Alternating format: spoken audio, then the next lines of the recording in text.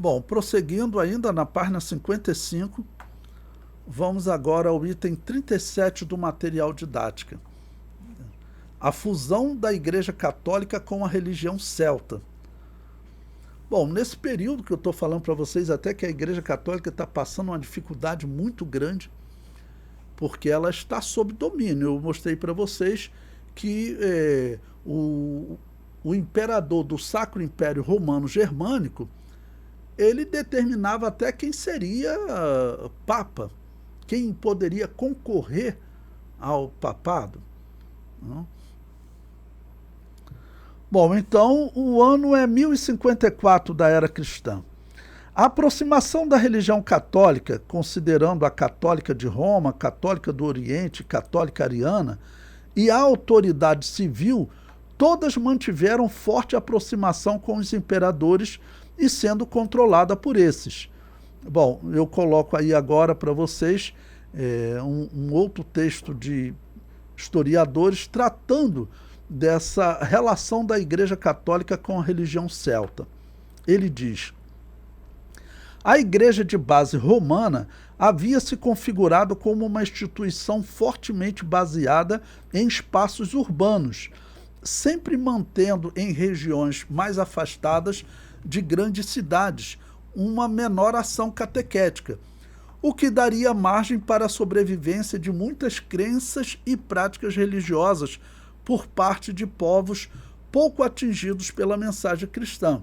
Bom, principalmente os bárbaros, né? Os bárbaros, eles mantinham a fé católica e também a fé em Odin. Isso está vivo até hoje. A Irlanda, a Igreja Católica Irlandesa, ela mantém abertamente o culto celta. Ela só não faz sacrifício de pessoas, nem de animal, né? Mas mantém toda a simbologia celta, tudo, e também a fé católica. O que une eles? A invocação ao mundo dos mortos, a crença no purgatório. Tanto os celtas quanto os católicos faziam e fazem, né? O resultado dessa conversão vagarosa, já que não se podia mais contar com a força avassaladora do Estado, como aconteceu em outras partes da Europa, foi um cristianismo singular, repleto de conceitos místicos, já admitidos pelos povos de origem celta, que compunham a maioria das tribos que viviam naquela região. Então isso aqui é um historiador, não é um evangélico, não é o pastor Levi que está falando, e alguém possa dizer, não, isso é a interpretação do teu professor. Não, eu estou mostrando o historiador, e vocês podem pegar aí diversos historiadores que vocês verão que a descrição é essa. Tanto que eu citei para vocês a Irlanda, foi agora em 2018, teve um encontro religioso lá na Irlanda, promovido pelo Papa, né? E os jornais ficavam perguntando, será que o Papa vai usar símbolos celtas? O Papa vai usar símbolos celtas? Aí chegou o encontro, e se você pesquisar isso na internet, você vai encontrar o Papa na Irlanda usando os símbolos do paganismo. Eles fazem isso de forma aberta. Então, eles fazem isso de forma aberta. O comentário prossegue. A prerrogativa de acatar a liderança dos líderes religiosos levaria a uma interessante diversidade de crenças e práticas religiosas entre os vários núcleos católicos, já que desfrutavam do direito de estabelecer cultos e liturgias. Isso permitia a presença de práticas místicas, originárias de tempos muito anteriores à chegada da mensagem da Igreja, o que incluía a sobrevivência de referências da antiga mitologia celta e principalmente da tradicional religiosidade dos bardos e dos druidas, figuras sempre muito prestigiadas no mundo celta, que eram sacerdotes, aqueles sacerdotes que faziam até sacrifício de pessoas. Toda aquela religião hoje está unida à Igreja Católica, seja no México, onde tinham os astecas, nos incas, no Peru, a Guatemala, onde tinha os maias, na África, entre os celtas. A religião católica, ela se fundiu com todas essas religiões. O comentário prossegue. O termo druidas significa aquele que tem o conhecimento e a força do carvalho. Os druidas se dividiam em 3 tipos: bardos, obates e os druidas. Os bardos eram músicos e poetas.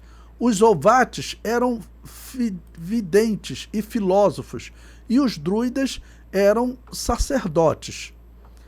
A religião celta cultuava a natureza, como faziam os cananeus, gregos, persas e romanos. Uma pausa aqui para explicar a vocês. Praticamente em todo o mundo pagão, o que vigorava era o culto à natureza. Baal, eles diziam que Baal, ele, quando relampejava, era Baal falando. Então, o culto ao sol, à lua, à natureza, ao rio, às árvores, é característica daquela religião que nasceu na Babilônia. Ok? No mundo celta, a Igreja Católica se encontrou com a mesma religião que fora fundada em Babel e que dominara todo o mundo antigo, com a qual ela se fundiu nos dias de Constantino. Então, os astecas também, eles era a mesma religião de Babel. A Bíblia deixa claro que cerca de 100 anos depois do dilúvio foi organizado essa rebelião, essa religião pagã, e por isso Deus os espalhou pelo mundo. Então, onde eles foram espalhados, eles levaram essa religião. No contato com a religião celta, surgiu uma nova igreja, a Igreja Católica Celta. A quinta na sequência, eu falei para vocês, a Igreja Católica Romana, Católica Ortodoxa, Católica Ariana e Católica Copta. Essas 4 eu já tinha comentado com vocês. Nesse ponto aqui eu digo, surge uma quinta igreja católica, que é a Igreja Católica Celta.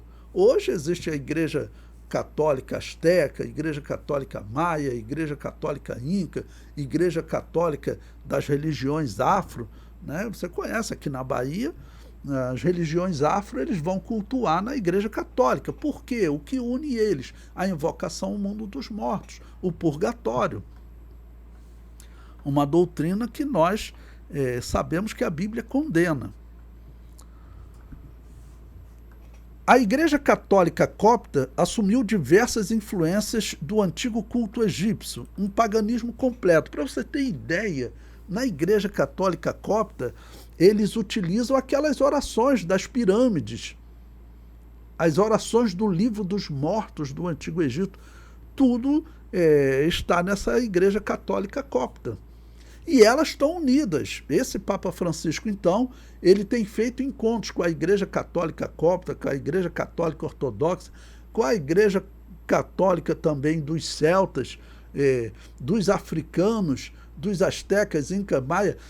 Se você pesquisar na internet, se você for no site Rainha Maria, você vai encontrar lá uma reclamação que o Papa levou para Roma um culto, um grupo de astecas para participar de um culto o que o site Rainha Maria chama de um demônio da terra, né? É como os próprios católicos chamam essas divindades dos incas, astecas e maia, né? Então teve um culto desse demônio lá no Vaticano. O comentário prossegue. As mudanças que ocorrerão no mundo neste período que estudaremos farão a Igreja Católica descobrir mais uma filha, a Igreja Católica Gnóstica Albingense.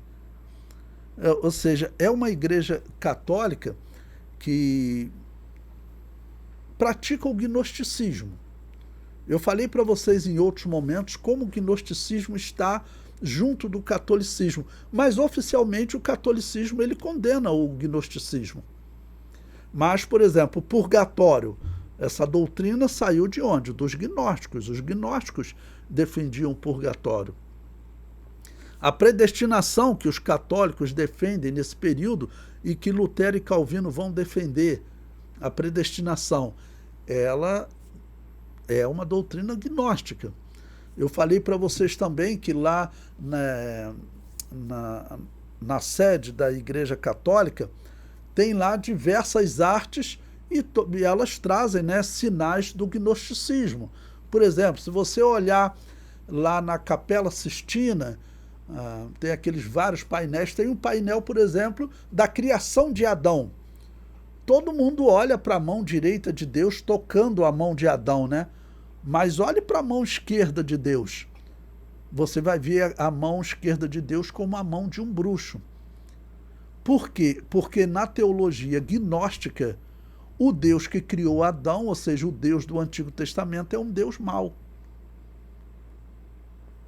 Outra mensagem gnóstica lá na sede da Igreja Católica é a peça chamada Pietà. Existe livro escrito sobre isso, tem um italiano que escreveu sobre isso.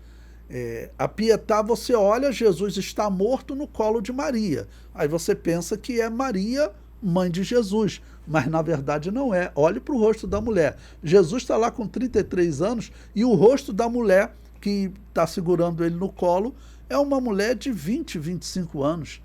Por quê? Porque na teologia gnóstica, Jesus tinha uma mulher, uma amante, esposa, que era Maria Madalena. Então ali é uma mensagem gnóstica, é Maria Madalena. Ok? Então a Igreja Católica vai encontrar, a Igreja Católica Romana vai encontrar um grupo de gnósticos e vão fazer guerra com eles. E aí vai ser diferente dos anabatistas, porque os anabatistas, como eu tenho mostrado para vocês, eles só fogem. Vocês não têm uma história de rebelião dos anabatistas. Há alguns irmãos que se revoltaram aqui e deram uma surra nos inquisidores católicos. Não. Eles simplesmente fugiam e iam peregrinar em outras montanhas, outros locais. Tá bom? Agora, os gnósticos vão fazer guerra. Serão cidades, né, dominadas por esse gnóstico, eles vão fazer guerra e atacar os católicos atacarem eles. O comentário prossegue. Uma igreja que misturava catolicismo com misticismo grego. Todos os ramos da Igreja Católica eram envolvidos com misticismo, mas havia um misticismo que era proibido, o misticismo dos albigenses, porque era um gnosticismo aberto. A Igreja Católica, vocês têm ouvido, eu defino ela como um gnosticismo oculto. Tanto que você pode pesquisar na internet. Vocês vejam o momento profético que nós estamos vivendo. Quem está sentado hoje no trono católico é uma ordem do catolicismo que ela sempre se assumiu gnóstica, que são os jesuítas. É o primeiro jesuíta a chegar no poder. Então, hoje, existe um gnóstico. E você veja, os jesuítas são tão gnósticos, o próprio site Rainha Maria também, ele reclama. Ele diz por que o novo Papa, o Papa Francisco, quando foi eleito, foi anunciado primeiro no satanismo maçônico e depois no Vaticano. Isso é fato. Primeiro, o nome do Papa Francisco foi anunciado como novo Papa no site da maçonaria alemã. Por quê? Porque a maçonaria também é gnóstica. Eles se declaram gnósticos. O comentário prossegue. Os imperadores do Sacro Império Romano Germânico possuíam o controle sobre os arcebispos das cidades, morrendo algum arcebispo ou precisando substituir por qualquer outro motivo, era de incumbência do imperador determinar quem seria o novo arcebispo. A escolha do arcebispo era a garantia que o imperador teria controle sobre a igreja naquela região e normalmente colocava um político que fosse simpático à sua causa, ou seja, era um aliado político. A política é a arte mesmo das pessoas negociarem, né? E essa negociação é perigosa, porque a religião não pode ser controlada por político. A religião tem que estar separada da política. Por isso que em Israel o rei não podia ser sacerdote. Quando Saul tentou ser, Deus o rejeitou. Só o primeiro e o último rei de Jerusalém poderiam ser rei e sacerdote ao mesmo tempo, Melquisedeque e Jesus. O problema que Israel teve nos dias do Novo Testamento, com aquela corrupção dos sacerdotes, é porque eles estavam ligados com a política. Quem escolhia o sumo sacerdote? Era o imperador romano ou o representante dele lá na Judéia, Herodes. Então, o problema que a Igreja Católica está vivendo é o mesmo. Não há dúvida que estamos falando de uma instituição político-religiosa. Também existirão reis e imperadores que não buscarão essa influência política e permitirão que o arcebispo seja escolhido pelo Papa. Ou seja, vai ter rei que vai abrir mão disso. Ele não era tão político, né? Ele seria um pouco religioso. Ele vai, então, através de uma pressão também dos papas, mas ele vai concordar que o melhor é o Papa escolher, né? Esses arcebispos vão enriquecer a ponto de, em alguns países, como a Alemanha, os arcebispos serem mais ricos que o rei. E por que eles enriqueciam tanto? Bom, não era nem questão de que ele, por exemplo, roubasse, ele não precisava roubar, talvez se algum pode ter cometido esse erro, mas é que eles recebiam tantos presentes, tantas doações, principalmente por conta do purgatório. Alguém que queria passar pouco tempo no purgatório,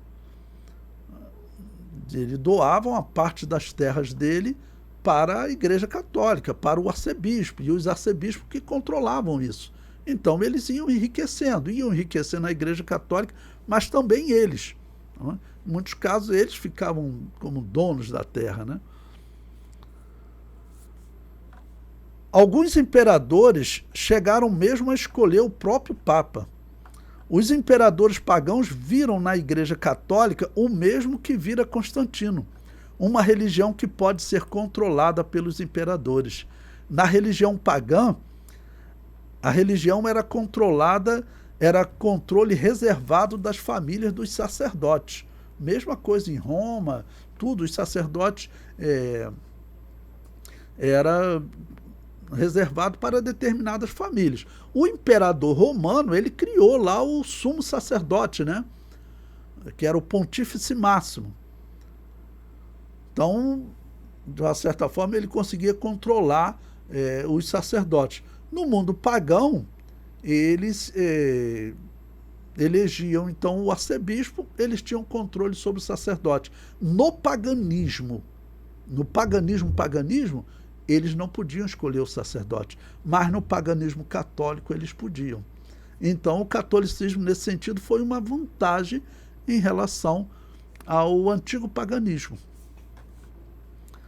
O período que ora estudamos marcará uma mudança de poder. Os imperadores perderão o controle sobre o papado graças ao Papa Gregório VII, que é conhecido entre os católicos como Gregório o Grande, devido a este ter conseguido mudar o peso da balança. É uma expressão que os historiadores utilizam, né?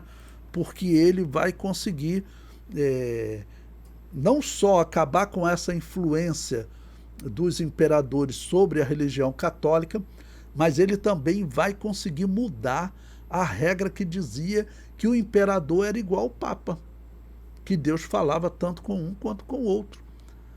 Esse Gregório, ele vai conseguir mudar e vai dizer que Deus só fala com o Papa e que os reis estão submissos aos papas. A princípio isso vai dar problema, né? Mas veremos o resultado final.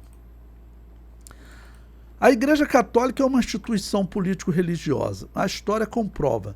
Não há como argumentar o contrário. Uma pergunta que alguns me fazem é: existia neste período, e talvez existam pessoas sinceras dentro da Igreja Católica? Eu acredito que sim, mas infelizmente estão enganadas e envolvidas em idolatria e culto aos mortos. Logo, não podem ser consideradas cristãs, porque a doutrina que está por trás deles é uma doutrina que a Bíblia condena, que a Bíblia reprova, ok?